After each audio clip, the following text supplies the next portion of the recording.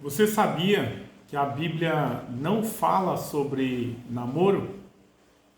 Se nós lermos a Bíblia ou formos analisar a palavra de Deus, nós vamos saber que a Bíblia ela não fala sobre namoro. É interessante que você não vai ver na Bíblia falando que Abraão namorou a Sara, que Isaac namorou a Rebeca, ou qualquer outro tipo de relacionamento que seja que esteja perto disso aí, entendeu? A verdade é que o conceito secular de namoro surgiu há pouco tempo, né?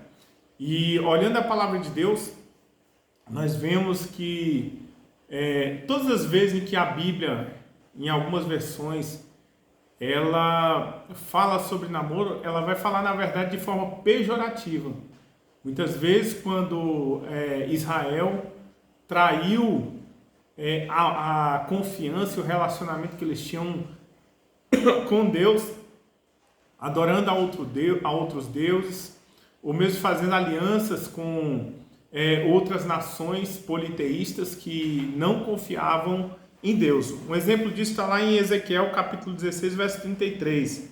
A palavra de Deus vai dizer: todos dão presentes às prostitutas, tu, porém, dá presente a todos os teus namorados e os subornas para que venham a ti de toda parte para as tuas prostituições. Nós vemos novamente a menção sobre namoro lá em Jeremias capítulo 3, verso 1, que diz o seguinte: tu, pois, te prostituíste com os teus amantes, né? Então, o contexto aqui não é um contexto romântico, é um contexto em que Israel estava abandonando ao Senhor e servindo, confiando mais em outras nações no Egito do que no próprio Deus. E hoje, nós vemos aí um contexto em que muitos brasileiros, né? Muitas pessoas falam: ah, não, eu preciso namorar primeiro para conhecer, como requisito para ter um bom casamento. E se isso fosse de fato verdade, nós vemos que o Brasil deveria ter hoje famílias estruturadas. Nunca vimos um índice de divórcio tão grande na sociedade como nós temos visto nos dias atuais. São pessoas que muitas vezes namoraram 2 anos, 5 anos, 10 anos, e quando casaram, descobriram que não tinham mais nada para conhecer e se separaram em poucos meses. E nós vemos dessa forma que namoro não é pré-requisito para se ter um bom casamento. A lei fala que, além do respeito, duas pessoas, quando têm um propósito de se unir, elas têm que ter o propósito notório de constituir família, né? E nós vemos que, por exemplo, um casamento ele não é feito só entre duas pessoas. Alguns casais geralmente falam: ah, eu quero saber de mãe, eu não estou nem aí para o que a mãe ou o pai pensa, entendeu? Não sabendo a pessoa que quando duas pessoas se unem, elas estão unindo famílias. E vamos supor, você que está me ouvindo, você casa com a sua noiva, né?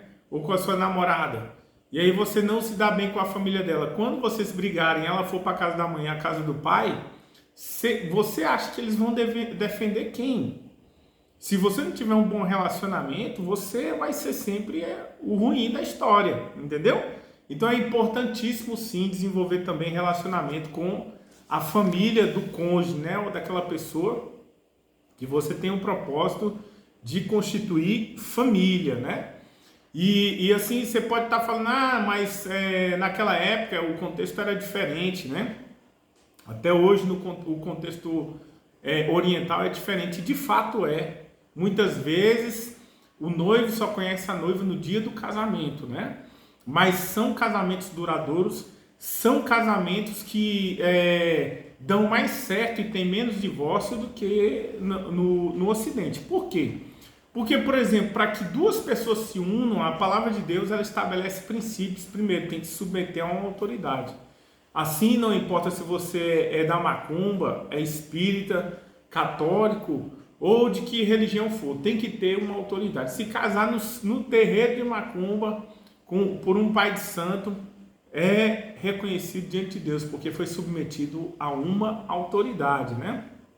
Segundo, é bom que não haja julgo desigual. Um macumbeiro é bom que ele case com outra macumbeira. Um católico é bom que ele case com outro católico. Um protestante é bom que ele case com um protestante da mesma linha e da mesma visão, para que não haja julgo desigual. Nós vemos aqui que Abraão, ele entendia muito bem disso aí, entendeu? Quando ele se uniu a Sara, ele se uniu por um propósito, né, de fé e de princípio. Nós vemos que Isaac, quando casou com Rebeca, Abraão manda o seu servo Eliezer lá na casa de Labão buscar uma esposa para casar, né, com um povo de mesma linha, né, monoteísta, que adorava a Deus com os mesmos princípios e os mesmos propósitos. E assim nós vemos que também Jacó, ele casa com Raquel, da mesma família, né? Ali inclusive com o propósito de continuar essa linhagem de adoração ao Deus verdadeiro.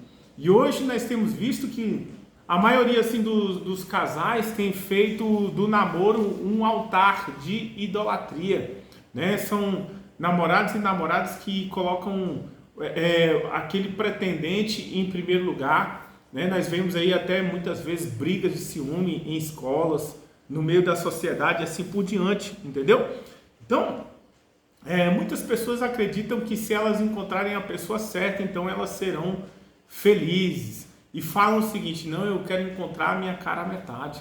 Mas se nós formos analisar a palavra de Deus, a primeira coisa que Deus deu para Adão, depois que o criou, foi a presença dele mesmo. Então, se você quiser ser feliz, se você quiser se encontrar, estabelecer uma família abençoada, em primeiro lugar, você tem que buscar a Deus. E a segunda coisa que Deus deu para Adão está lá em Gênesis capítulo 2, verso 15, que foi: Deus colocou Adão no jardim do Éden para cultivar e para administrar o jardim. Então, a segunda coisa que um homem e uma mulher devem buscar antes de constituir uma família é trabalho. Se você tiver Deus, se você tiver trabalho, né? Depois que você tiver trabalho, então faça o que Deus fez. Depois que Deus já tinha dado a presença dele mesmo para Adão, que já tinha dado trabalho, função, então Deus criou a Eva. E Provérbios vai falar sobre isso, né? Antes de você constituir a tua família, cuida bem da tua fazenda e dos teus negócios lá fora, né? Quantas pessoas nós temos visto que tem feito o caminho inverso, né? Casa e vai morar na casa do pai, na casa da mãe, com um sistema diferente, gente metendo o dedo, entendeu? A palavra de Deus nos diz em Gênesis capítulo 2, verso 24, eis porque deixará, ou seja, tem que deixar, o homem e a mulher tem que deixar pai e mãe. Até na hora de resolver, muitos casais, liga para a mãe, estou precisando de um dinheiro aqui, não cresceu ainda. Para crescer como casal, tem que deixar pai e mãe, tem que cortar o cordão umbilical, tem que deixar a casa, tem que deixar o lar e, se possível, até mesmo mudar de estado, entendeu? Então nós vemos que a verdadeira felicidade vem de um propósito, de seguir princípios e de um relacionamento com Deus, né? O segredo não é o namoro, sempre foi a obediência a Deus. E se você namora, o meu conselho para você é: acaba com esse negócio de namoro agora. Por quê? O namoro atualmente só serve para aguçar a carne, né? E muitos querem enrolar a moça, enrolar o moço.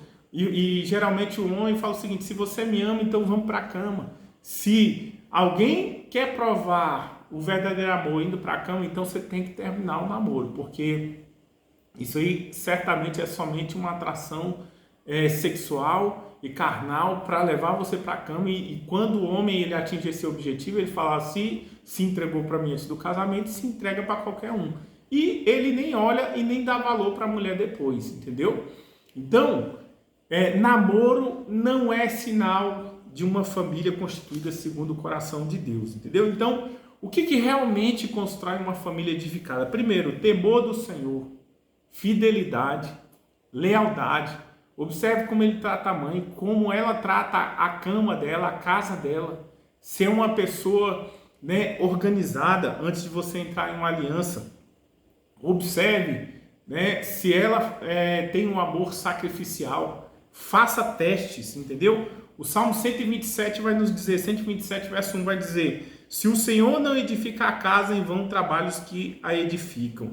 Então, uma família não é sustentada pelo romantismo, não é sustentada pelo amor, pelo dinheiro, mas por princípios. Eu finalizo aqui dizendo o seguinte: se você namora, termine o seu namoro hoje, entendeu? Porque não existe namoro na Bíblia. Todas as vezes em que Deus, né, a Bíblia cita namoro é de forma pejorativa.